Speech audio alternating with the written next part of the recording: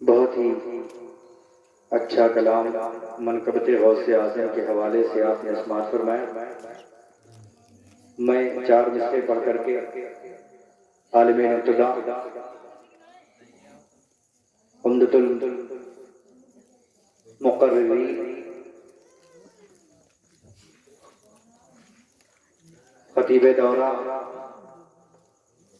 مصلح قوم و ملت پیکر خلوص و محبت حضرت علامہ یوسف رضا علیمی صاحب قبلہ کو دعوت خطاب دوں گا۔ یا رسول اللہ، یہ بھی کوئی جینے میں ہے جینا میرے رسول۔ بہت تیزی کے ساتھ شعر سماعت فرما لیں۔ اس طرح ہے کہ یہ بھی کوئی جینے میں ہے جینا میرے رسول، دیکھو نہ زندگی میں مدینہ میرے رسول، دیکھو نہ زندگی میں مدینہ میرے رسول، اور اشکوں کی روشنائی سے روئے حیات پر کب تک لکھوں مدینہ مدینہ میرے رسول، کب تک لکھوں مدینہ مدینہ میرے رسول۔ حضرات، اب بلا کسی تنقید و تاخیر کے حضرت العلامہ حضرت علامہ یوسف رضا علیمی صاحب کو کرسی خطابت پہ میں دعوت سخن دے رہا ہوں۔ آئیے حضرت کا استقبال نعرہ تکبیر و رسالت کے ساتھ کریں۔ نعرہ تکبیر، نعرہ تکبیر، نعرہ رسالت، مسلک اعلی حضرت، جشن عید میلاد النبی، نعرہ تکبیر، نعرہ رسالت۔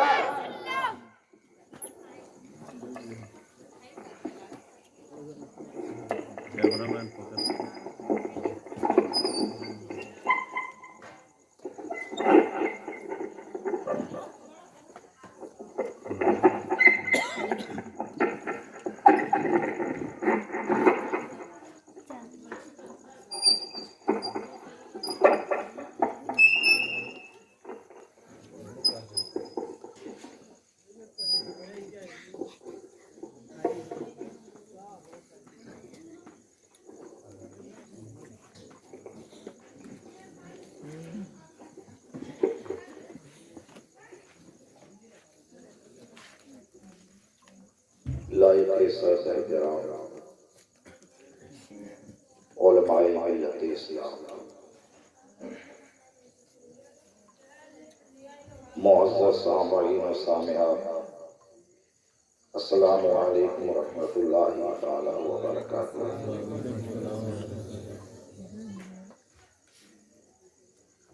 الحمدللہ، الحمدللہ الذی انجز وعدہ ونصر عبدہ وہزم الاحزاب وحدہ، والصلاة والسلام علی نبیہ الذی لا نبی بعدہ، کلما حمد للہ حامد حمدہ، اما بعد، اعوذ باللہ من الشیطان الرجیم، بسم اللہ الرحمن الرحیم۔ وَمِن كُلِّ شَيْءٍ خَلَقْنَا زَوْجَيْنِ، صدق اللہ العظیم وصدق رسولہ النبی الامین المکین الکریم، وَنَحْنُ عَلَى ذَلِكَ لَمِنَ الشَّاهِدِينَ وَالشَّاكِرِينَ وَالْحَمْدُ لِلَّهِ رَبِّ الْعَالَمِينَ۔ عالی جناب محترم چچا محمد ظہیر خان صاحب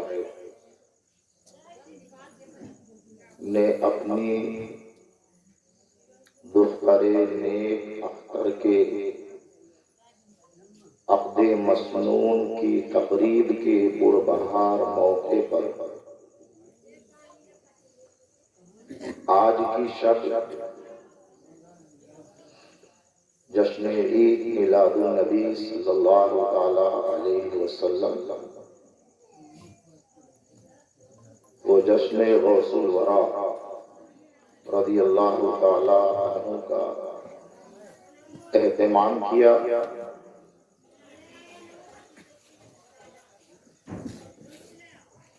جس میں علماء کرام تشریف فرما ہے اور آپ حضرات بھی شریک سعادت ہیں۔ احکم الحاکمین کی بارگاہ میں دعا ہے کہ اللہ تبارک و تعالی اس پاکیزہ محفل کو اپنی بارگاہ عظمت میں قبول فرمائے۔ رشتہ ازدواج سے منسلک ہونے والے دونوں جوڑوں کے درمیان الفت اور محبت پیدا فرمائے۔ زوجین کے درمیان الفت میں استحکام اور دوام عطا فرمائے۔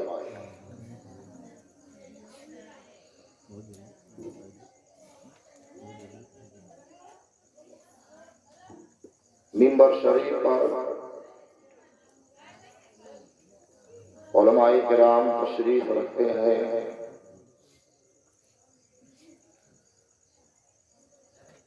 پیکر مکارم و محاسن حضرت علامہ مولانا محمد نثار احمد صاحب قبلہ فیضی مدہ ذیل العالی،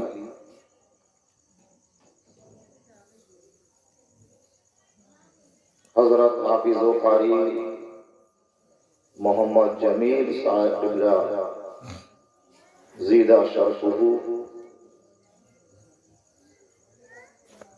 حضرت حافظ و قاری سیف رضا صاحب قبلہ علیمی مدہ ذیل النورانی، حضرت مولانا محمد صغیر صاحب قبلہ اور نقیب اہل سنت حضرت مولانا محمد معراج احمد صاحب قبلہ تشریف فرما ہے۔ میں ان علماء کرام کی شان میں صرف اتنا کہوں گا، این ہما خانہ آفتاب است، یہ بزم میں ہے جام کا جم نہیں، یہ بزم میں ہے جام کا جم نہیں، یہاں کوئی کسی سے کم نہیں۔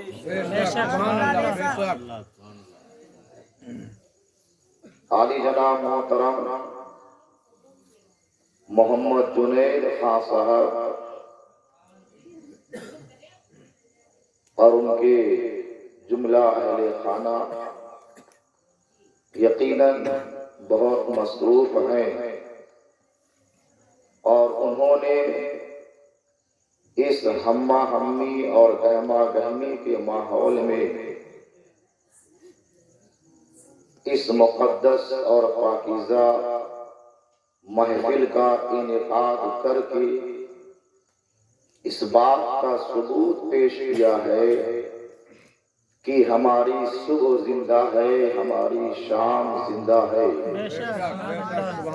ہماری صبح زندہ ہے، ہماری شام زندہ ہے، ہمارے دل کی تختی پہ نبی کا نام زندہ ہے، ہمارے دل کی تختی پہ نبی کا نام زندہ ہے۔ آج کی اس مجلس میں میں آپ حضرات کے سامنے عظمت خاتون اسلام اور عظمت غوث اعظم رضی اللہ تعالی عنہ کے متعلق کچھ معروضات پیش کرنے کی کوشش کروں گا۔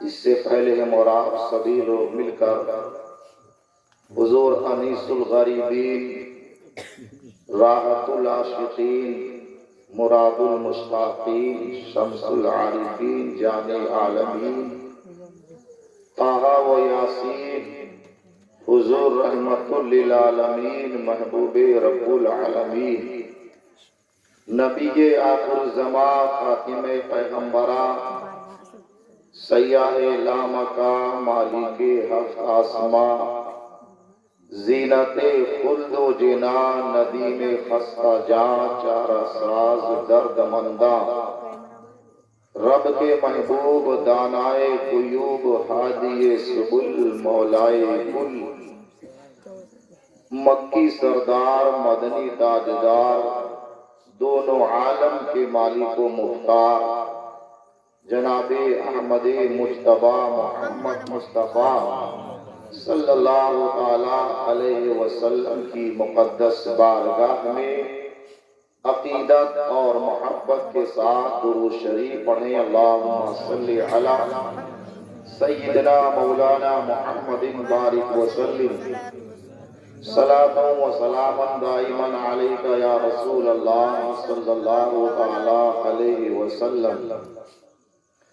حضور آقائے نعمت دریائے رحمت سراپا عشق و محبت بحر ذخائر علوم و معرفت ماہی بدعت حامی اہل سنت مجدد دین و ملت سرکار اعلیٰ حضرت عظیم البرکت امام احمد رضا خان فاضل بریلوی علیہ الرحمت و رضوان بڑے خوبصورت انداز میں ارشاد فرماتے ہیں، زمین و زمان تمہارے لیے مکین و مکان تمہارے لیے، زمین و زمان تمہارے لیے مکین و مکان تمہارے لیے، چنین و چنا تمہارے لیے، بنے دو جہاں تمہارے لیے، دہن میں زبان تمہارے لیے،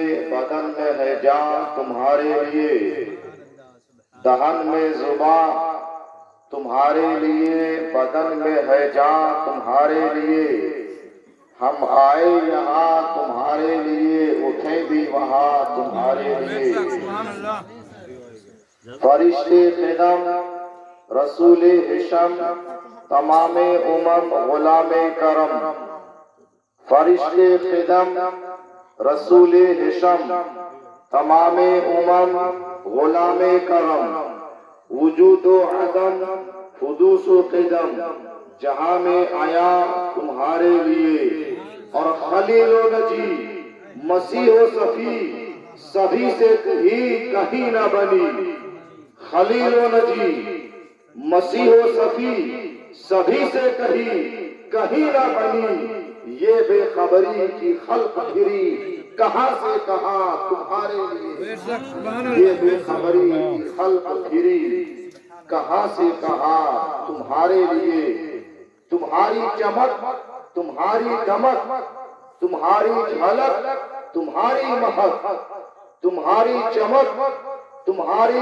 دمک تمہاری جھلک تمہاری مہک، زمین و فلک سماک و سمک میں سکہ نشان تمہارے لیے، جنا میں چمن چمن میں سمن سمن میں پون پون میں دلہن، جنا میں چمن چمن میں سمن سمن میں پون پون میں دلہن، سزائے مہن پہ ایسے مہن، یہ امن و امان تمہارے لیے، اور اشارے سے چاند چیر دیا، اشارے سے چاند چیر دیا، چھپے ہوئے خور کو پھیر لیا، گئے ہوئے دن کو عصر کیا، یہ تاب و توا تمہارے لیے، گئے ہوئے دن کو عصر کیا، یہ تاب و توا تمہارے لیے، صبا وہ چلے کہ باغ پھلے، وہ پھول کھلے کہ دن ہو بھلے،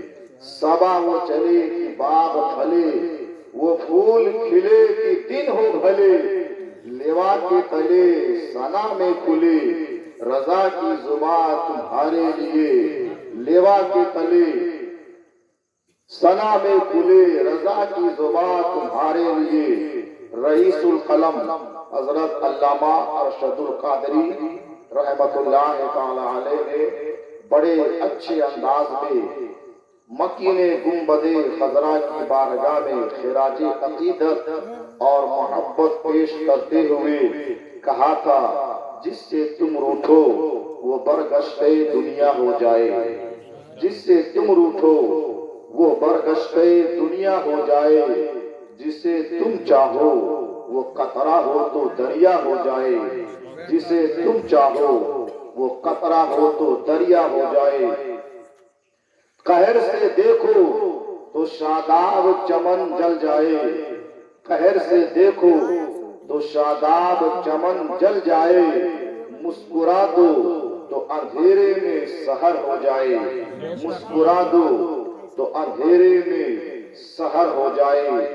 اے خوشا وقت کہ جب موت کی ہچکی آئے، اے خوشا وقت کہ جب موت کی ہچکی آئے، نور والے تیرے جلووں کا نظارہ ہو جائے، نور والے تیرے جلووں کا نظارہ ہو جائے۔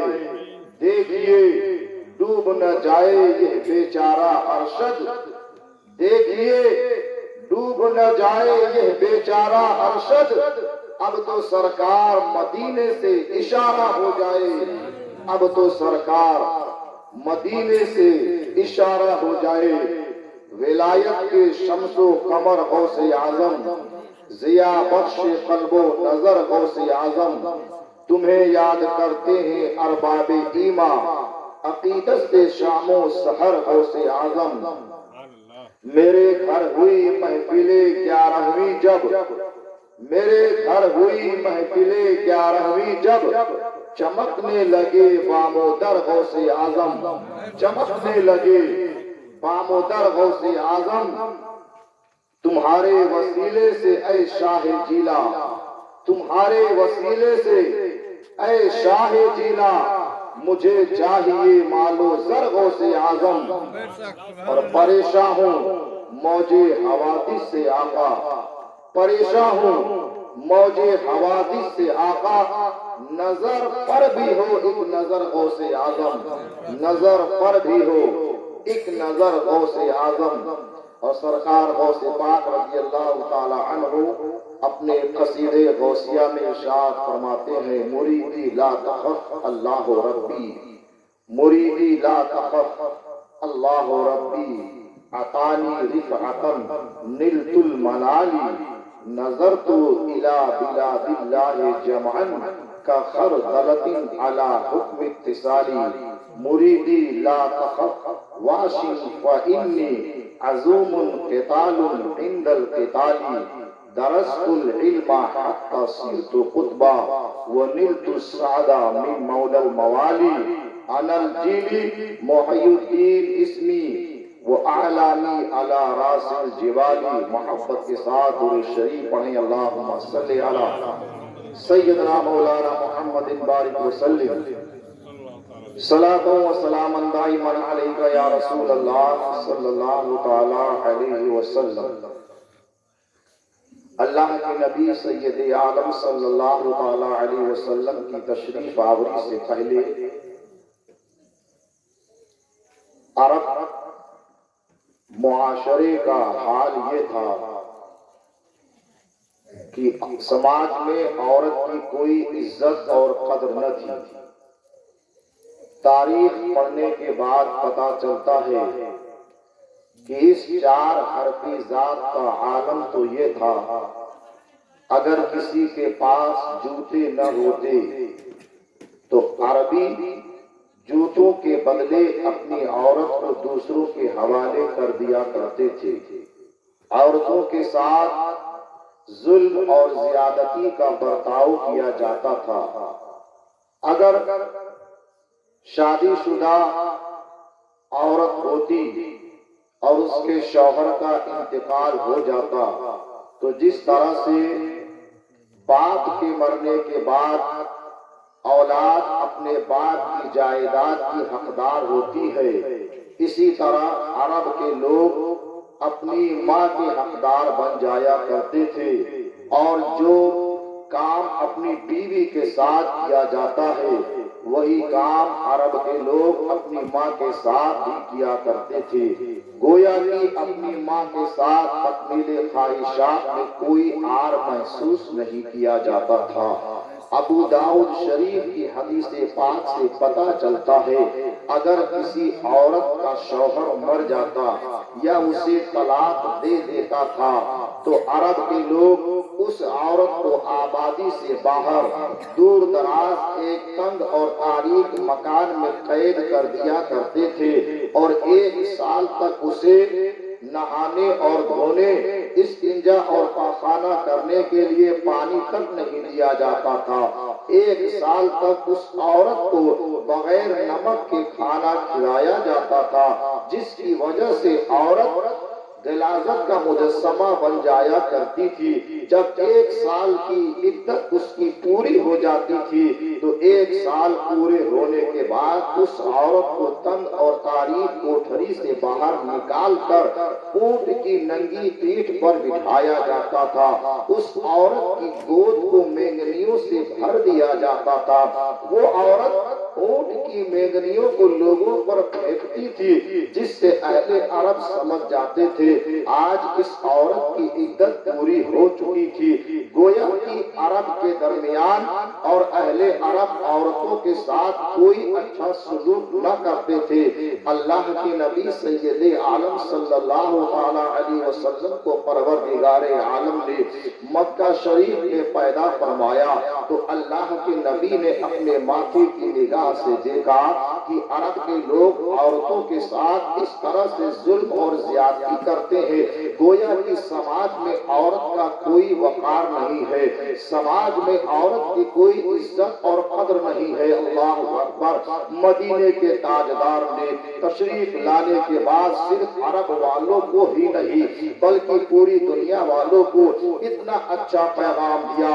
وہ عورت جس کی سماج میں کوئی عزت نہ تھی، اس عورت کی عزت میں مدینے کے تاجدار نے چاند لگا دیا اور اللہ کے نبی نے ارشاد فرمایا الجنت تحت اقدام الامہات، جنت تمہاری ماؤں کے قدموں کے نیچے ہے۔ مدینے کے تاجدار نے وہ جنت جو 7 آسمانوں کے اوپر ہے اس کو کھینچ کر کے کہاں لا کر کے رکھا، ایک عورت کے قدم کے نیچے لا کر کے رکھ دیا اور مدینے کے تاجدار نے فرمایا اے دنیا والوں، تم اپنے سماج میں جس خاتون کی کوئی عزت نہ کرتے تھے، جس خاتون کے ساتھ ظلم و زیادتی کرتے تھے، عرب کے لوگ اپنے خاندان میں پیدا ہونے والی بچی کو زندہ درگور کر دیا کرتے تھے، مدینے کے تاجدار نے دنیا والوں کو پیغام دیا جب پروردگار عالم اپنے بندوں پر بے انتہا خوش ہوتا ہے، اس بندے کو بیٹی عطا فرماتا ہے،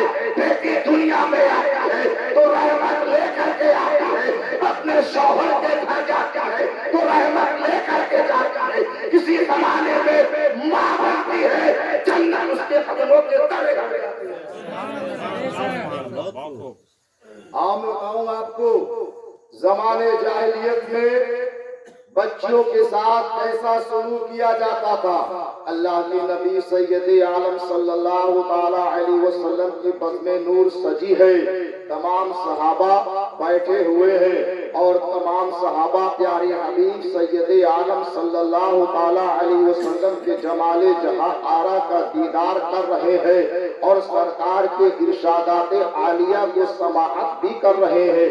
انہی صحابہ کی جماعت میں ایک صحابی ایسے بھی ہے جو روزانہ بارگاہ مصطفیٰ میں آتے تھے اور ایک کونے میں چپ چاپ بیٹھ جایا کرتے تھے، کسی سے کوئی بات چیت نہ کیا کرتے تھے، یہاں تک کہ مدینے کے تاجدار سے بھی ہم کلامی کا شرف نہیں اٹھا سکے، روزانہ بارگاہ مصطفیٰ میں آتے ہیں، گویا کہ ان کی شکل بالکل بدلی ہوئی ہے، چہرہ اداس نظر آتا ہے، ایسا لگتا ہے کہ ساری خوشیاں ان سے روٹ چکی ہے، آئے دن پیارے حبیب کی بارگاہ میں حاضری دیا کرتے تھے۔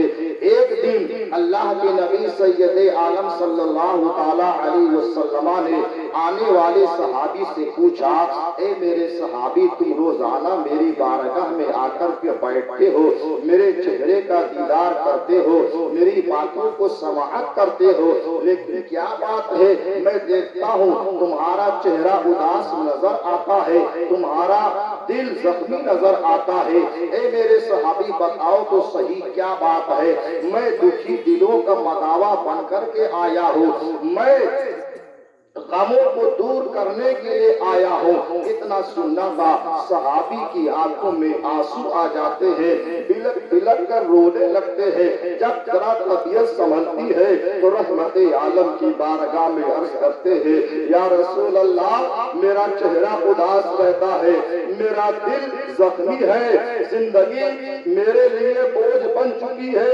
اے مدینے کے تاجدار، یہ بات اس زمانے کی ہے جس زمانے میں آپ تشریف نہیں لائے تھے، اس دور کو دور جاہلیت کہا جاتا ہے۔ یا رسول اللہ، زمانے جاہلیت میں میری شادی ایک حسین و جمیل عورت کے ساتھ ہوئی۔ اس زمانے میں عرب میں دستور یہ تھا، جس خاندان میں بچی پیدا ہوتی تھی تو خاندان کے لوگ اپنی بچی کو زندہ درگور کر دیا کرتے تھے۔ اے مدینے کے تاجدار، ایک خاتون کے ساتھ میرا نکاح ہوا، میری شادی حسین و جمیل عورت کے ساتھ ہو گئی۔ چند ایام گزرنے کے بعد میری بیوی امید سے ہو گئی اور میرے بچے کی پیدائش ہونے سے چند مہینے پہلے مجھے سفر پر جانا ہوا۔ جاتے وقت میں نے اپنی بیوی کو نصیحت کی، وصیت کی، سنو میں تو سفر پر جا رہا ہوں، چند سالوں کے بعد لوٹ کر کے آؤں گا، اگر تمہارے یہاں بچی پیدا ہوئی اسے زندہ قبر میں دفن کر دینا، اور اگر بیٹا پیدا ہوا اسے ناز و نعم سے پالنا، اس کو پروان چڑھانا، اس کی پرورش کرنا۔ یا رسول اللہ، یہ وصیت کر کے میں سفر پر روانہ ہو گیا۔ میرے جانے کے بعد میرے گھر میں ایک جان سی بچی پیدا ہوئی، ایک حسین و جمیل بچی پیدا ہوئی۔ میری بیوی کے یہاں اتنی حسین بچی پیدا ہوئی، لیکن عرب کا دستور یہ تھا کہ ہر گھر میں پیدا ہونے والی بچی کا گلا دبا دیا جائے، اسے زندہ درگور کر دیا جائے۔ اب میری بیوی نے سوچا کہ میرے پیٹ سے پیدا ہونے والی جو اولاد ہے وہ بیٹا نہیں بلکہ بیٹی ہے۔ میری بیوی نے اپنی ہونے والی بچی کے گلے پر ہاتھ رکھا، اس کا گلا دبانا چاہا کہ اس کا دل تڑپ جاتا ہے، اسے ایک بات یاد آ جاتی ہے، ایک خاتون، ایک دور ایسا بھی آئے گا کہ ماؤں کی تاریخ لکھی جائے گی، تو ایک خاتون بتا، جب تیری تاریخ لکھی جائے گی تو یہ بیان کیا جائے گا کہ عرب کے اندر ایک عورت ایسی بھی تھی جس نے اپنے پیٹ سے پیدا ہونے والی بچی کو اپنے ہاتھوں سے گلا دبا کر کے مار دیا تھا۔ تو تیرا نام دنیا کی ماؤں میں نہیں بلکہ تیرا نام دنیا کی ڈائری میں لکھا جائے گا۔ یا رسول اللہ، میری بیوی نے اپنا ہاتھ پیچھے کو کھینچ لیا، اس کے بعد اس نے ارادہ کر لیا کچھ بھی ہو جائے اس بچی کی جان بچانی ہے۔ اپنے پڑوس میں رہنے والی ایک سہیلی کو بلاتی ہے، اس سہیلی کے حوالے بچی کو کر دیتی ہے اور کہتی ہے پرورش تم کرتے رہنا، خرچہ میں برداشت کروں گی۔ اس طرح سے میری بچی پڑوس میں رہنے والی میری بیوی کی سہیلی کے یہاں پرورش پانے لگی۔ اے مدینے کے تاجدار، 4 سال کا عرصہ گزر جانے کے بعد میں اپنے گھر واپس لوٹ کر کے آیا، اور جب میں اپنے گھر آیا تو میں نے اپنی بیوی سے پوچھا، بتاؤ میرے جانے کے بعد بیٹا پیدا ہوا تھا یا بیٹی پیدا ہوئی تھی؟ تو میری بیوی نے کہا تمہارے جانے کے بعد بیٹی پیدا ہوئی تھی، اس کو میں نے زندہ درگور کر دیا ہے۔ اتنا سن کر کے میں نے شام کا کھانا کھا لیا، رات کو بستر پر لیٹ گیا۔ جب صبح صبح کی سفیدی نمودار ہوئی تو میں نے اپنے گھر کے آنگن میں دیکھا ایک حسین اور جمیل 4 سال کی بچی میرے گھر کے آنگن میں کھیل رہی ہے۔ اللہ اکبر! وہ بچی روزانہ میرے گھر کے آنگن میں آتی، میں اس سے کھیلتا تھا، وہ مجھ سے کھیلتی تھی، میں اس سے پیار کرتا تھا، وہ مجھ سے پیار کرتی تھی، میں اس سے مانوس ہو گیا تھا، وہ مجھ سے مانوس ہو گئی تھی۔ وہ بچی آتی تھی، ایک دن میں نے اپنی بیوی سے پوچھا، ہمارے گھر کے آنگن میں روزانہ دن کو ایک بچی کھیلنے آتی ہے، وہ میرے ساتھ بھی کھیلتی ہے، میرے ساتھ جو ہے مجھ سے محبت کرتی ہے، میں اس سے محبت کرتا ہوں، میری داڑھی کے بالوں سے کھیلتی ہے، اے میری اہلیہ محترمہ بتاؤ ہمارے گھر کے آنگن میں کھیلنے والی کس کی بچی ہے؟ تو میری اہلیہ نے جواب دیا، ہمارے پڑوس میں میری ایک سہیلی ہے، یہ اسی کی بچی ہے، روزانہ دن بھر ہمارے گھر میں آ کر کے کھیلتی ہے، شام کو اپنی ماں کے پاس چلی جاتی ہے۔ اس طرح سے دن گزرتے گئے، دن گزرتے گئے، وہ بچی مجھ سے بہت مانوس ہو گئی، یہاں تک کہ اس بچی کی محبت میرے دل میں گھر کر گئی۔ ایک دن کی بات ہے، میں اپنے بستر پر لیٹا ہوا تھا، اچانک میرے دل میں ایک تمنا پیدا ہو گئی اور میں نے اپنی تمنا کا اظہار اپنی بیوی سے کر دیا۔ میں نے اپنی اہلیہ سے کہا کہ کاش ہمارے گھر میں بھی ایسی حسین و جمیل بچی ہوتی، نور کے سانچے میں ڈھلی ہوئی ایک حسین و جمیل بچی ہوتی تو میں بھی اس کے ساتھ کھیلتا، وہ میرے ساتھ کھیلتی، مجھے ابا جان کہہ کر کے پکارتی، اتنا سننا تھا۔ بیوی سمجھ گئی کہ اس کے دل میں بچی کی محبت پیدا ہو گئی ہے، تو اس کی بیوی نے کہا، میرے شوہر نامدار، جو بچی روزانہ ہمارے گھر کے آنگن میں کھیلتی ہے وہ سہیلی کی بچی نہیں، وہ آپ ہی کی بیٹی ہے۔ اللہ اکبر!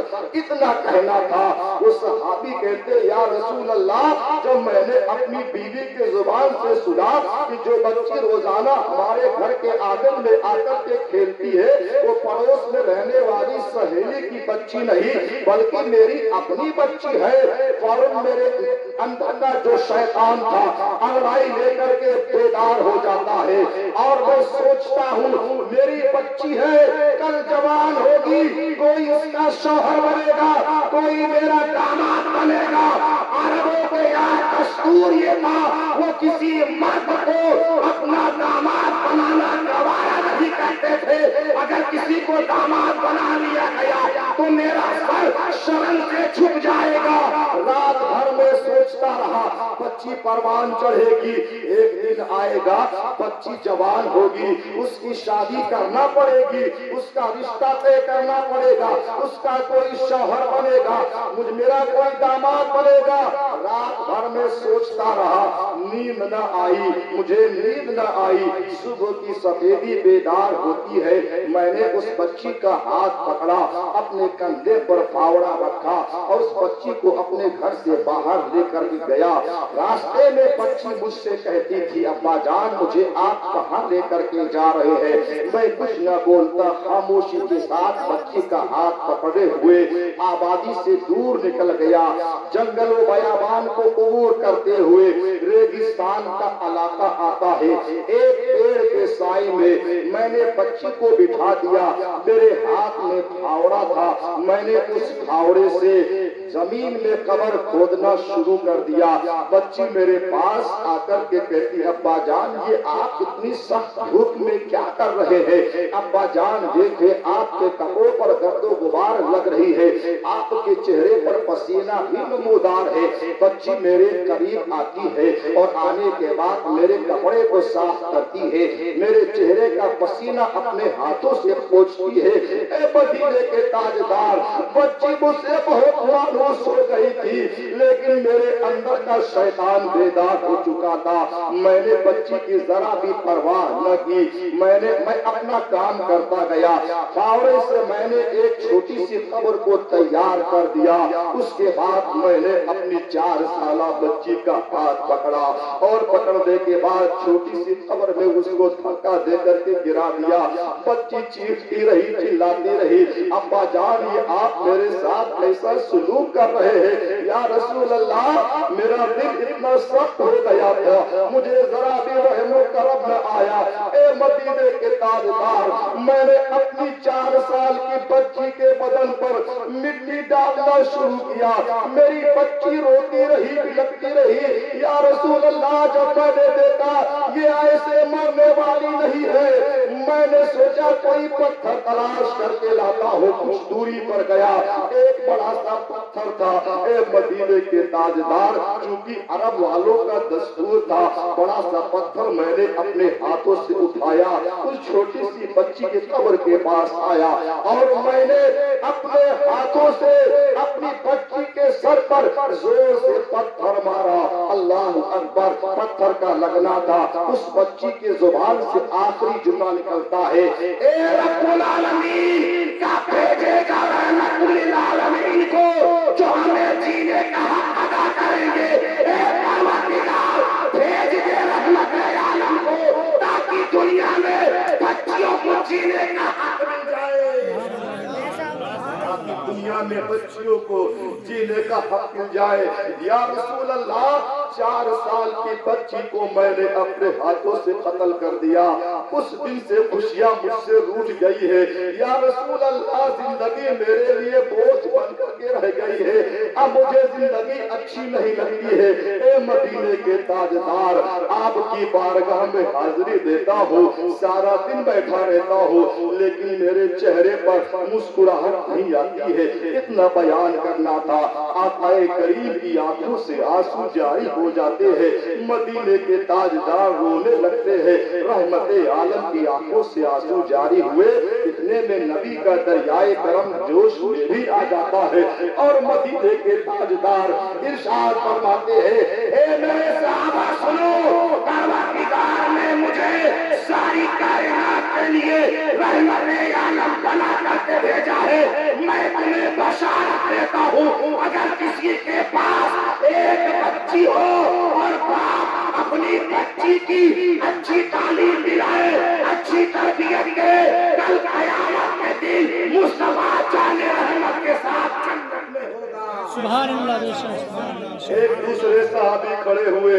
یا رسول اللہ آپ کا دریائے کرم جوش میں ہے، آپ نے اعلان فرما دیا جس کے پاس ایک بچی ہو اسے اچھی تعلیم و تربیت دے کر کے اس کا رشتہ اچھے خاندان میں کر دے، آپ اس کو جنت عطا فرماتے ہیں۔ اے مدینے کے تاجدار، اگر کسی کے پاس 2 بچیاں ہو، 3 بچیاں ہو، 4 بچیاں ہو تو کیا کرے؟ تو رحمت عالم نے ارشاد فرمایا، چاہے 1 بچی ہو یا 2 بچی ہو یا 3 بچی ہو یا 4 بچیاں ہو، کتنی بھی بچیاں ہو، اگر باپ صحیح ڈھنگ سے اپنی بچی کو دینی تعلیم سے آراستہ کرے، اچھی تربیت کرے، اچھا رشتہ طے کر دے، تو کل مجھ محمد کے ساتھ جنت میں ہوگا۔ کون دیتا ہے؟ دینے کو منہ چاہیے، دینے والا ہے سچا ہمارا، دینے والا ہے سچا ہمارا نبی۔ یہ مقام مصطفیٰ جان رحمت نے عورتوں کو دیا۔ اے مسلمانوں ذرا غور کرو، مجھے بات یاد آ گئی، حضرت ساسا بن ناجیہ رضی اللہ تعالی عنہ بارگاہ مصطفیٰ میں حاضر ہوتے ہیں، یا رسول اللہ میں نے آپ کا کلمہ پڑھا، میں مسلمان ہو گیا، میں صحابی کے منصب پر فائز ہو گیا۔ اے مدینے کے تاجدار، میں آپ کی بارگاہ میں ایک مسئلہ پوچھنا چاہتا ہوں۔ رحمت عالم نے ارشاد فرمایا، صحابی پوچھو کون سا مسئلہ ہے؟ تو صحابی عرض کرتے، یا رسول اللہ اگر ہم نے زمانے جاہلیت میں کوئی اچھا کام کیا ہو تو کیا اللہ ہمیں اس کا اجر عطا فرمائے گا؟ تو اللہ کے رسول نے ارشاد فرمایا، اے صحابی بتاؤ تو صحیح، زمانے جاہلیت میں دور جہالت میں تم نے کون سا اچھا اور نیک کام کیا ہے؟ تو تو صحابی کہتے یا رسول اللہ ایک دن کی بات ہے، میرے 2 اونٹ گم ہو گئے، میں اونٹ کو تلاش کرنے کے لیے اپنے تیسرے اونٹ پر بیٹھا اور تلاش کرتے کرتے آبادی سے باہر نکل گیا، جنگل و بیابان کو پار کرتے ہوئے ایک میدان میں جا کر کے پہنچا تو دیکھا وہاں پر کئی سارے اونٹ چر رہے تھے اور ایک بڈھا شخص وہاں پر بیٹھا ہوا تھا، شاید وہ اونٹوں کو چلا رہا تھا۔ میں نے ان اونٹوں میں دیکھا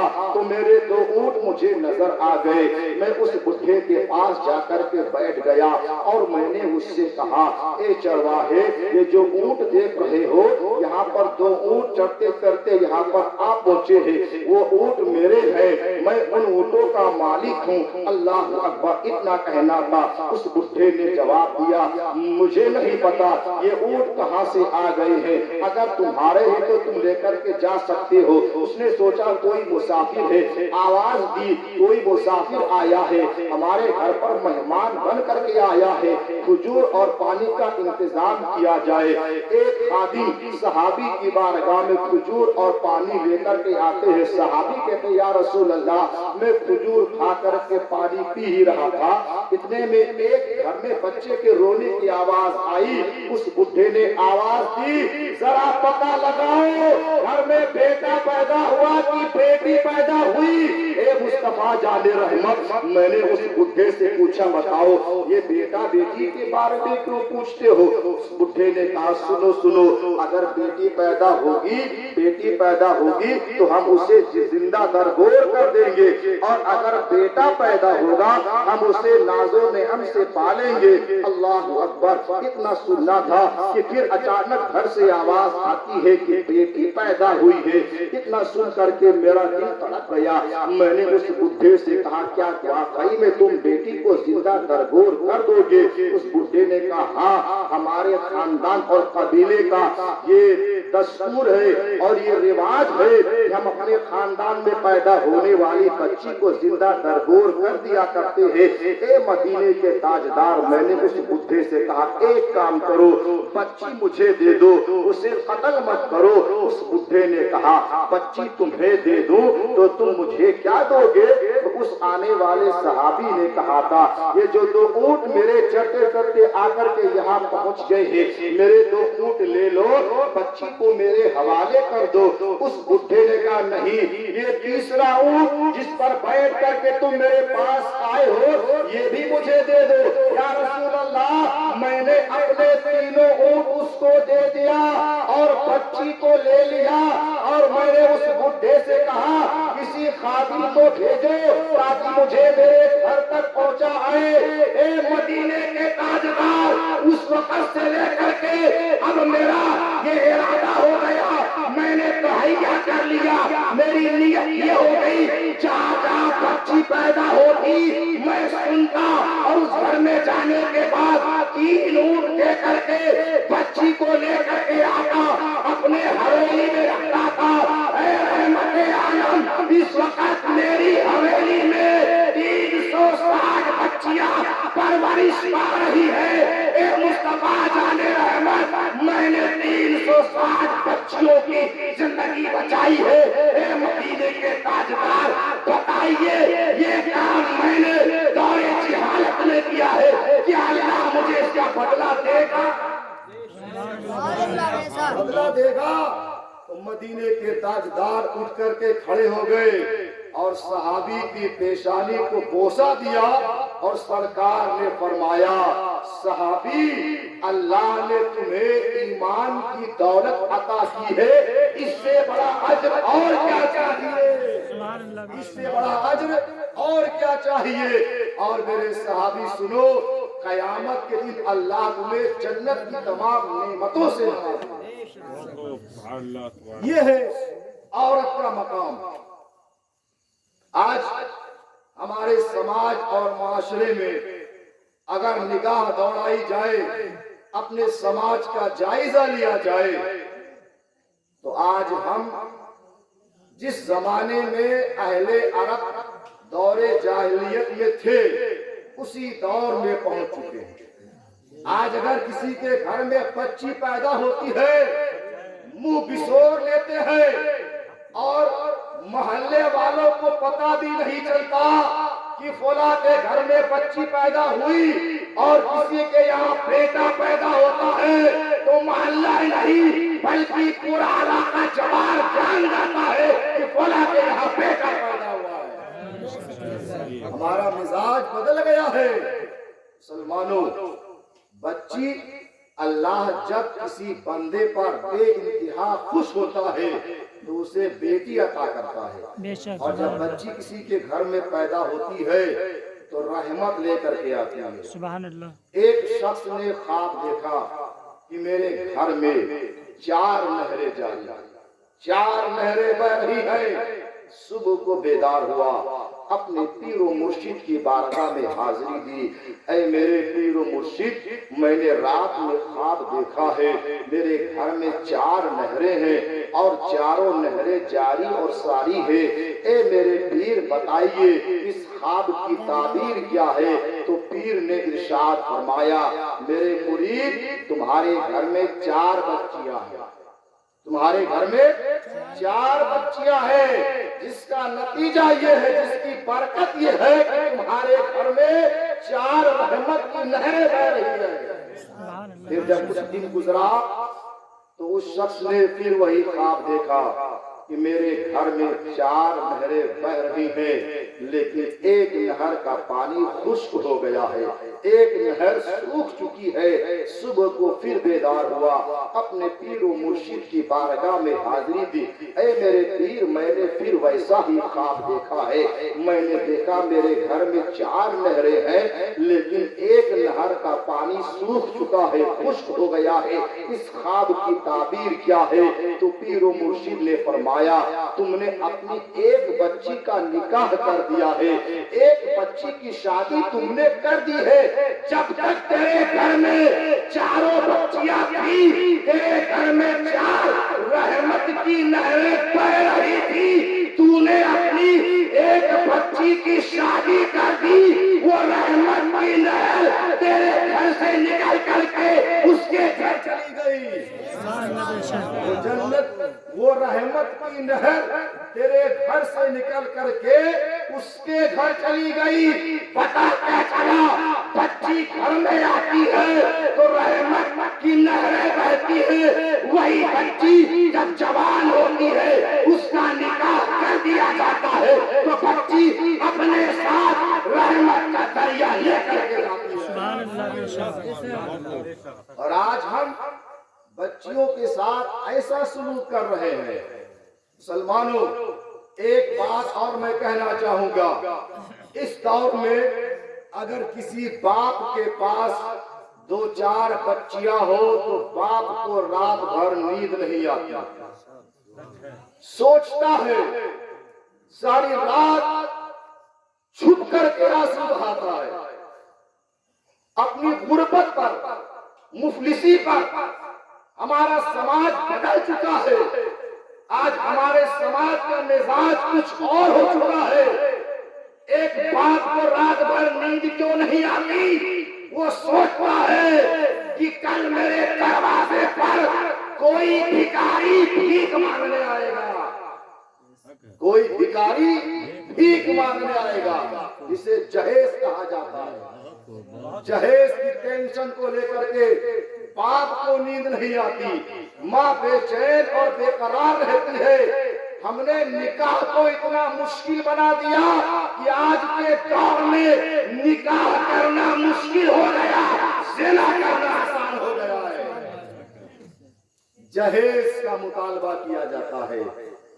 میں جہیز مانگنے والوں سے ایک جملہ کہنا چاہوں گا، کسی بیٹی کے باپ کے سامنے جا کر کے جہیز مانگنے والوں، ہاتھ میں کٹورا لے کر کے مسجد کے دروازے پر بیٹھ جاؤ، مالا مال ہو جاؤ گے، مالا مال ہو جاؤ گے۔ جہیز کیوں مانگتے ہو؟ اسلام میں جہیز کا تصور کہاں ہے؟ اللہ کے حبیب کی بارگاہ میں ایک صحابی حاضر ہو، یا رسول اللہ، میں جوان ہوں، شادی کرنا چاہتا ہوں، لیکن مدینے کے تاجدار میرے پاس مال نہیں ہے، میرے پاس دولت نہیں ہے، میں کس کے ساتھ شادی کروں، کس کے ساتھ میں نکاح کروں؟ تو اللہ کے نبی نے فرمایا تمہارا نکاح میں کرا دیتا ہوں، ایک کام کرو، جہیز نہیں دینا ہے، اپنے گھر چلے جاؤ اور ایک چاندی کی انگوٹھی اگر تمہارے گھر میں ہو تو لے کر کے آ جاؤ تاکہ تم اپنی بیوی کو مہر ادا کر سکو۔ وہ صحابی اپنے گھر گئے اور پورے گھر کی تلاشی لی، انہیں چاندی کی انگوٹھی نظر نہ آئی۔ اللہ کے رسول کی بارگاہ میں حاضر ہوئے، یا رسول اللہ میں نے گھر کا کونا کونا چھان ڈالا لیکن مجھے اپنے گھر میں چاندی کی انگوٹھی نظر نہ آئی۔ تو اللہ کے رسول نے فرمایا ایک کام کرو صحابی، پھر گھر چلے جاؤ، اگر تمہارے گھر میں لوہے کی انگوٹھی ہو تو وہی لے کر کے آ جاؤ تاکہ تمہارا نکاح کرا دیا جائے اور تم مہر میں اس انگوٹھی کو ادا کر دو۔ صحابی پھر اپنے گھر آتے ہیں، گھر کا کونا کونا تلاش کرتے ہیں لیکن ان کے گھر میں لوہے کی انگوٹھی بھی نہیں موجود تھی۔ پھر بارگاہ مصطفیٰ میں حاضر ہوئے، یا رسول اللہ میں نے بہت تلاش کیا لیکن مجھے اپنے گھر میں لوہے کی انگوٹھی بھی نظر نہ آئی۔ اللہ کے رسول ارشاد فرماتے ہیں اے میرے صحابی ایک بات بتاؤ، تمہیں قرآن پاک کی کچھ صورتیں یاد ہے کہ نہیں یاد ہے؟ کتنا سنا تھا صحابی مچل جاتے ہیں، ہاں یا رسول اللہ مجھے قرآن کی فلا فلا فلا فلا صورتیں یاد ہے۔ اللہ کے رسول ارشاد فرماتے بس پھر تمہارا کام ہو گیا۔ اب اللہ کے نبی نے صحابی کا نکاح پڑھا دیا اور نکاح پڑھانے کے بعد فرمایا میرے صحابی جو قرآن کی صورتیں تمہیں یاد ہے وہی صورتیں اپنی بیوی کو یاد کرا دو، تمہارا مہر ادا ہو جائے گا۔ میں آپ سے پوچھتا ہوں کس حدیث میں لکھا ہے کہ جہیز مانگا جائے یا دیا جائے؟ دوسروں کو دیکھ کر کے آج ہم نے یہ مزاج بنا لیا ہے کہ ہم جہیز دے بھی رہے ہیں اور بھکاری بھیک مانگنے والے جہیز کا مطالبہ بھی کر رہے ہیں۔ نہ جانے کتنی ایسی جوان غریب باپ کی بچیاں اپنے گھر میں بیٹھی ہیں جن کا رشتہ نہیں آتا، محض اس بنیاد پر کہ غریب باپ کی بیٹی ہے اس کے گھر سے کیا ملے گا۔ میں ان لوگوں سے کہنا چاہتا ہوں دوسرے کے محتاج بننے والوں اپنے رب کی ذات پہ بھروسہ کرو۔ ایک انسان تمہیں کیا کہے گا اپنی حیثیت کے مطابق دے گا، لیکن میرا مولا جب تمہیں عطا کرے گا اپنی شان کے مطابق عطا کرے گا۔ درود شریف پڑھیں، اللہم صلی علی سیدنا مولانا محمد بارک وسلم، صلاۃ و سلام دائم علیک یا رسول اللہ صلی اللہ تعالی علیہ وسلم۔ بات سمجھ میں آ رہی ہے؟ حالات حاضرہ کے متعلق کہنا ضروری ہے۔ ہمارا سماج تباہی کے دہانے پر پہنچ چکا ہے۔ آج غریب باپ اپنی بچی کا منہ دیکھ کر کے روتا ہے، بلکتا ہے، خون کے آنسو بہا رہا ہے۔ اے مسلمانوں اپنی سوچ کو بدلو، اپنی فکر کو بدلو۔ نبی نے اپنی شہزادی فاطمہ زہرا کا نکاح مولا علی سے کیا تھا۔ میں آپ سے پوچھنا چاہتا ہوں نبی سے بڑا مالدار کون ہے؟ وہ تو مالک کائنات ہے، اللہ مالک کائنات ہے۔ اللہ کی عطا سے میرے مصطفیٰ مالک کائنات ہے۔ اللہ اکبر۔ یا رسول اللہ۔ جس نے عید میلاد النبی مسلک اعلی حضرت، جس نے سعدی خانہ آبادی، جس نے سعدی خانہ آبادی، نعرہ تکبیر، نعرہ رسالت، یا رسول اللہ۔ دنیا کے امیر ترین باپ امام الانبیاء نے اپنی شہزادی فاطمہ زہرا کا نکاح مولا علی کے ساتھ کیا۔ تاریخ شاہد ہے، علماء بیٹھے ہیں، یہ آپ کو بتائیں گے جب امام الانبیاء نے علی کے ساتھ فاطمہ کا رشتہ طے کیا، نکاح ہو گیا، رخصتی کا ٹائم آیا تو نبی کی شہزادی فاطمہ زہرا کے سر پر جو چادر تھی اس چادر پہ 17 پیوند لگے ہوئے تھے، 17 پیوند لگے ہوئے تھے۔ نبی کی شہزادی فاطمہ زہرا کی آنکھوں میں آنسو ہے، آج اپنے ابا جان سے جدا ہو رہی ہے۔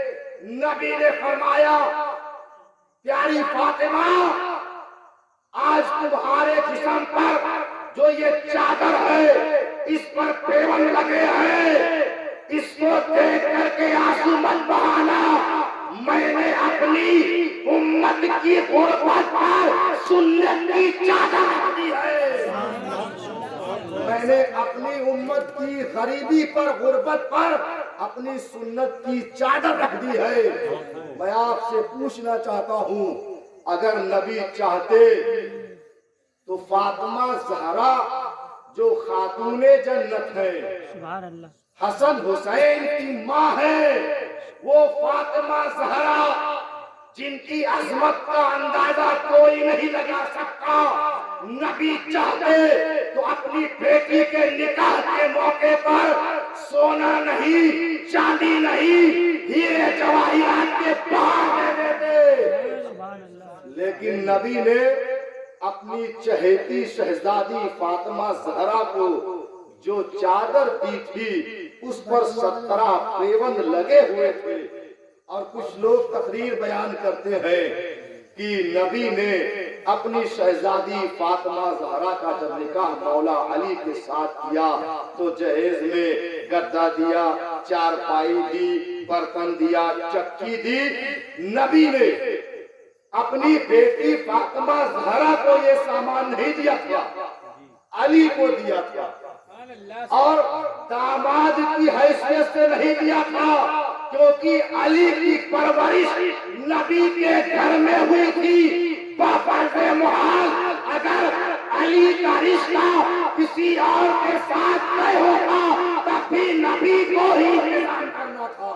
سبحان تو اللہ، نبی نے جو سامان دیا وہ علی کو داماد ہونے کی حیثیت سے نہیں بلکہ اپنا بھائی ہونے کی حیثیت سے دیا۔ اور علی کی تو علی کا حال یہ تھا، علی کے پاس مکان بھی نہیں تھا، علی کے پاس بظاہر روپیہ بھی نہیں تھا، کچھ نہیں تھا، تو جب گھر رہنے کے لیے مکان نہیں، گھر نہیں، تو گھر میں چارپائی بھی نہیں، بستر بھی نہیں، برتن بھی نہیں، تو پتا چلا نبی نے جو سامان دیا تھا وہ اپنی شہزادی فاطمہ زہرا کو جہیز کے طور پر نہیں بلکہ علی کو بحیثیت بھائی عطا کیا تھا، تاکہ کچھ انتظام ہو جائے رہنے کا۔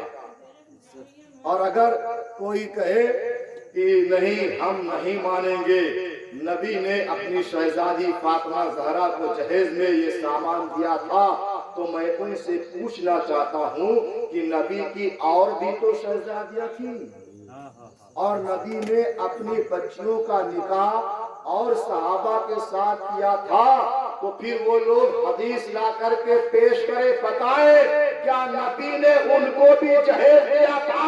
تو جب نبی نے اپنی پہلی 3 شہزادی کو کوئی جہیز نہ دیا تو یہ بات آپ کو ماننا پڑے گی کہ چہیتی شہزادی فاطمہ کو ہی نبی نے کوئی جہیز نہیں۔ ہمارا دین یہ ہے، ہمارا اسلام یہ ہے، ہمیں اسلام اس بات کی تعلیم دیتا ہے، لیکن آج ہم نے شادی خانہ آبادی کو کچھ اور ہی نام دے دیا ہے۔ ایک کا گھر بستا ہے تو ایک کا گھر برباد ہو جاتا ہے، نہ جانے کتنی زمینیں جائیداد کھیت بک جاتے ہیں، باپ مقروض ہو جاتا ہے، قرض ادا کرتے کرتے بوڑھا ہو جاتا ہے، مر جاتا ہے، لیکن بوجھ تلے دبا رہتا ہے۔ اے مسلمانوں، اپنی سوچ کو بدلو، اپنے مزاج کو بدلو، اپنی فکر کو بدلو۔ جس نبی کا تم کلمہ پڑھتے ہو، جس دین کو تم مانتے ہو، جس مذہب کے تم پیروکار ہو، اس مذہب کی تعلیم جس مذہب پر عمل کرو اس مذہب کے حکم کی تعمیل کرو تاکہ دنیا کے اندر بھی کامیاب ہو مرنے کے بعد قبر میں بھی کامیاب ہو۔ اور ایک ماحول ہمارے سماج کا یہ بھی ہے، اللہ کا شکر ہے کہ ہمارا گاؤں اس بلا سے 99% محفوظ ہے۔ جو بلا شادی کے موقع پر نازل ہوتی ہے، ناچنے گانے والی بلا، کچھ گھروں میں ایک بلا ہے کہ عورتیں نہیں مانتی، عورتیں ضرور گاتی ہیں۔ اگر سماجی برائی کا خاتمہ ہو چکا ہے تو جو کچھ مہمان جو عورتیں آتی ہیں وہ اپنی والی کرتی ہیں، ارے گھر میں بیٹے کی شادی ہے، تھوڑا تو دھوم دھام ہونی چاہیے۔ اور خاص طور پر جب محلے کی عورتوں کو غلہ صاف کرنے کے لیے دعوت دی جاتی ہے کہ چاول صاف کرنا ہے، گیہوں صاف کرنا ہے، تو عورتیں آ کر کے ضرور کچھ نہ کچھ کھانا خراب کرتی ہیں۔ میں ان سے کہنا چاہوں گا اپنے گھر کا ماحول مت خراب کرے۔ میری مائیں بہنیں سنیں غور سے، تم جس بیٹے یا بیٹی کی شادی کے موقع پر پہنچ کر کے اناج صاف کرتی ہو، اناج صاف کرتے وقت فحش گانے گاتی ہو، کفریہ گانے گاتی ہو، میں تم سے عرض کرنا چاہوں گا گانا نہ گاؤ۔ اگر تمہیں کچھ پڑھنا ہے تو نعت رسول پڑھو، ذکر خدا کرو، ذکر مصطفیٰ کرو، تاکہ ہونے والی شادی برکتوں سے مالا مال ہو جائے۔ سبحان اللہ، بے شک۔ امام احمد بن حنبل رضی اللہ تعالی عنہ امام شافعی کے شاگرد ہیں۔ امام احمد بن حنبل نے اپنے استاد کی بارگاہ میں خط لکھا کہ حضرت میں آپ کی بارگاہ میں آنا چاہتا ہوں، آپ سے ملاقات کرنا چاہتا ہوں۔ تو امام شافعی نے جواب لکھا کہ بے شک آپ آ سکتے ہیں، مجھ سے ملاقات کر سکتے ہیں۔ امام احمد بن حنبل نے تیاری کی اور اپنے استاد امام شافعی سے ملاقات کرنے کے لیے مصر پہنچے۔ بڑا شاندار آپ کا استقبال کیا گیا، بڑا شاندار استقبال کیا جاتا ہے۔ اس زمانے کے جتنے شیوخ تھے، علماء تھے، محدثین تھے، اکابر علماء تھے، سارے عمائدین تھے، سب کو دعوت عام دی جاتی ہے۔ کون آیا ہے؟ امام شافعی کے شاگرد آئے ہیں، اپنے زمانے کے امام ہیں، اپنے زمانے کے محدث ہیں، اور ایک شاگرد اپنے استاد سے ملنے آیا ہے۔ امام شافعی کے بچے خوش ہیں، میرے ابا کے شاگرد آج ہمارے گھر میں آئے ہیں، اپنے زمانے کے محدث ہیں، اپنے وقت کے بہت بڑے عالم ہیں، اپنے زمانے کے امام ہیں۔ دسترخوان لگا دیا گیا، بڑے بڑے علماء ہیں، بڑے بڑے عمائدین ہیں، بڑے بڑے شیوخ وہاں پر موجود ہیں۔ امام شافعی کے بچے کام میں لگے ہیں، کوئی پانی لا رہا ہے، کوئی روٹی لا رہا ہے، کوئی چاول لا رہا ہے، کوئی سالن لے کر کھا رہا ہے۔ دسترخوان لگا دیا جاتا ہے، ساتھ کے علماء وہاں پر بیٹھے رہتے ہیں، امام شافعی بھی بیٹھے ہوئے ہیں۔ اتنے میں امام شافعی فرماتے ہیں احمد بسم اللہ کرو اور کھانا کھانا شروع کرو۔ وسطات کو ملا، امام احمد بن حنبل دسترخوان پر بیٹھے ہیں۔ جیسے آپ نے کھانا کھانا شروع کیا، عجیب منظر نگاہوں کے سامنے تھا۔ لوگوں نے دیکھا احمد بن حنبل دسترخوان پر بیٹھے ہیں، روٹی کے بڑے بڑے نیوالے توڑ کر کے کھا رہے ہیں۔ بڑے بڑے علماء بیٹھے ہیں، شیوخ بیٹھے ہیں، محدثین بیٹھے ہوئے ہیں، اور امام شافعی کے بچے کھڑے ہیں۔ جب منظر دیکھا تو حیران ہو گئے، یہ کیسے امام، یہ کیسے محدث، یہ کیسے عالم جو دسترخوان کے آداب سے نا واقف ہو، اس کو عالم کیسے کہا جائے؟ جسے روٹی کھانے کا طریقہ نہ آتا ہو اسے محدث امام کیسے مان لیا جائے؟ بہرکیف دسترخوان پر سارے لوگ بیٹھے تھے، کھانا کھا چکے، جب کام ہو گیا تو امام شافعی کے بچے اپنے ابا جان کی بارگاہ میں آئے اور آنے کے بعد کہتے ہیں ابا جان آپ نے بھی تو دیکھا، عجیب منظر تھا، کہیں ایسا تو نہیں کہ بڑھا چڑھا کر کے جھوٹی تعریف آپ نے کر دی کہ میرا شاگرد اپنے زمانے کا عالم ہے، اپنے زمانے کا امام اور محدث ہے؟ امام شافعی خاموش ہو گئے، پھر کچھ دیر کے بعد بولتے ہیں بچوں تم لوگ چپ رہو، تم نہیں جانتے ہو وہ اپنے زمانے کا بہت بڑا عالم ہے، امام بھی ہے، محدث ہے، وہ کسی اور کا نہیں میرا شاگرد ہے۔ لیکن بچوں کو سکون نہیں ملا، بچوں نے کہا ان کو ہم پھر سے آزمائیں گے۔ شام ہوئی تو امام شافعی کے بچوں نے احمد بن حنبل کے بستر کے سرہانے لوٹے میں پانی رکھ دیا اور سوچا ان کا امتحان لیں گے، جب صبح کو اٹھیں گے اگر لوٹا خالی رہا تو سمجھ جائیں گے کہ رات کو اٹھ کر کے انہوں نے وضو کیا، تہجد کی نماز پڑھی، اور اگر لوٹا پانی سے بھرا رہا تو سمجھ جائیں گے کہ رات بھر سوتے رہے، کھراٹے لیتے رہے اور نماز نہیں پڑھی۔ بچے تھے، ان کا عجیب امتحان تھا۔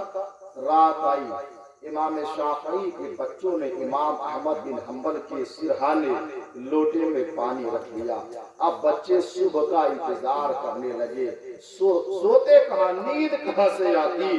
جیسے ہی فجر کی اذان ہوئی بچے اٹھ گئے، ایک بچہ دوڑا دوڑا بستر کے پاس گیا، سرہانے دیکھا، لوٹا اٹھایا تو حیرت کی انتہا نہ رہی، حیرت کی انتہا نہ رہی، لوٹا ویسے کا ویسا پانی سے بھرا ہوا تھا۔ بچے سمجھ گئے یہ رات کو اٹھے نہیں، انہوں نے تہجد کی نماز نہیں پڑھی ہے، اگر نماز پڑھے ہوتے تو پانی ختم ہو گیا ہوتا۔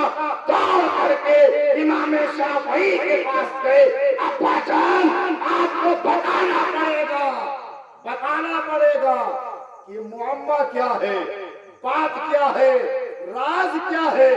دسترخوان پر ہم نے دیکھا تو بڑے بڑے لقمے کھا رہے تھے، ہم نے وضو کے لیے لوٹے میں پانی رکھا، ساری رات سوتے رہے، تہجد کی نماز ادا نہیں کی، اب آپ کو بتانا ہی پڑے گا۔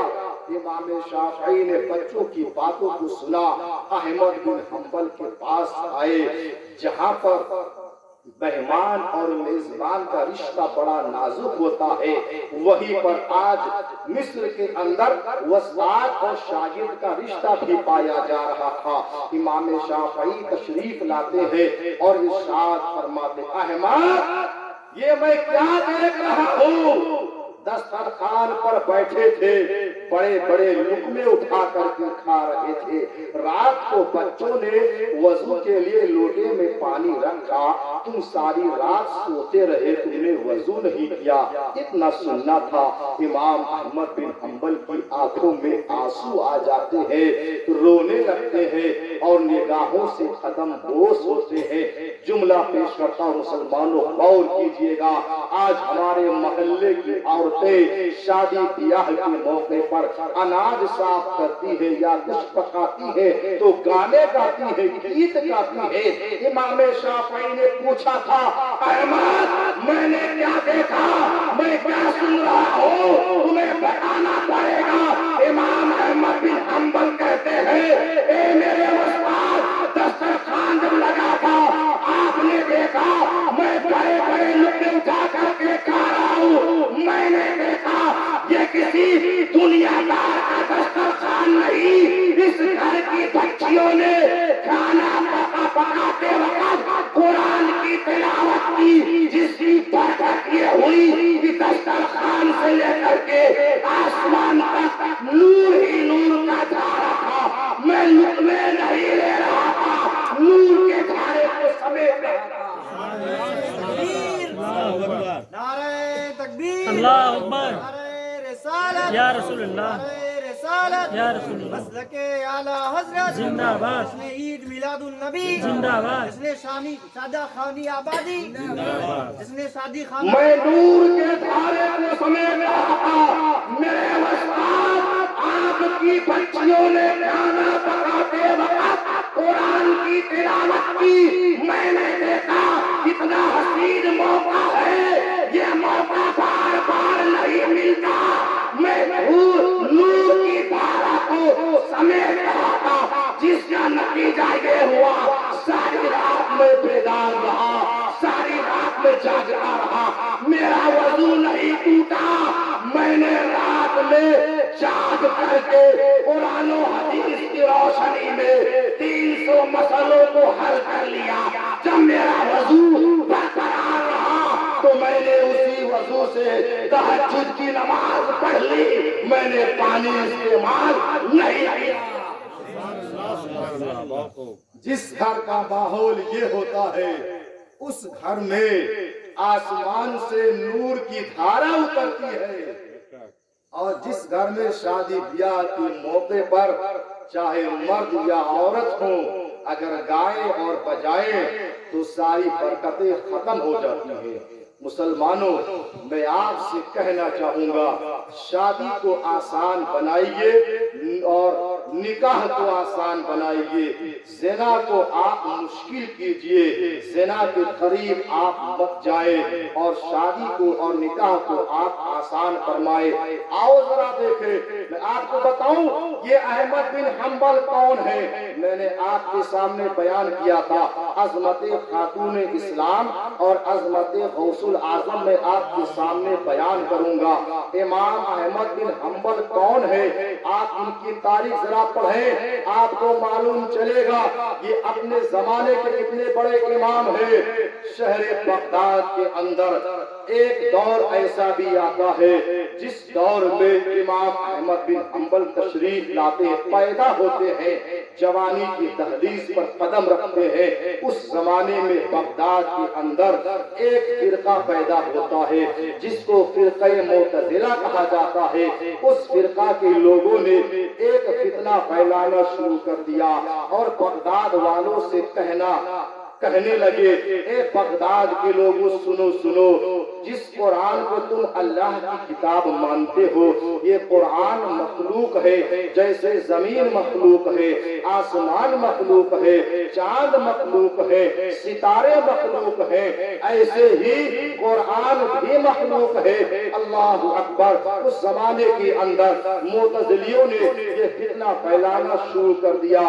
उस दौर के अंदर भी बड़े बड़े उलमा मौजूद थे, लेकिन उन उलमा को बादशाह वक्त की पुष्ट पनाही हासिल थी, जो कि सारा मामला बादशाह के इशारे पर हो रहा था। इमाम अहमद बिन हम्बल ने सुना कि बगदाद के अंदर ऐसा फितना फैलाया जा रहा है, तो आपने फतवा देना शुरू कर दिया और आप फरमाते हैं अल कुरान कलामुल्लाह गैर मखलूक। ए बगदाद के रहने वालों, अहमद फतवा देता है कुरान अल्लाह की किताब है, मखलूक नहीं है। कुरान अल्लाह का कलाम है, मखलूक नहीं है।